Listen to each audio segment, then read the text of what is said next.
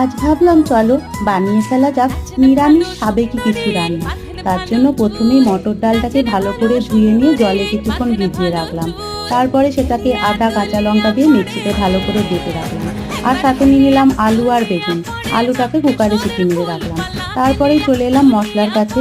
মশলা ready করার জন্য আদা জিরে টমেটো ভালো করে বেটে নিলাম। তার সাথে মিশিয়ে দিলাম কাশ্মীরি লঙ্কার গুঁড়ো, হলুদ, মিষ্টি। তারপরে কড়াইয়ে তেল গরম করে মটর ডালটাকে ভালো করে ফেটিয়ে নিয়ে বড়াগুলোকে ভেজে তুলে রাখলাম। এরপর ওই তেলেই গোটা গরম মশলা ফোড়ন দিয়ে মশলাটা দিয়ে খুব ভালো করে কষিয়ে নিলাম।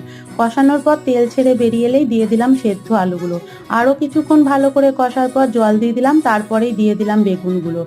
যখন ফুটে উঠবে তখন কিন্তু বড়াগুলো দিয়ে দেব।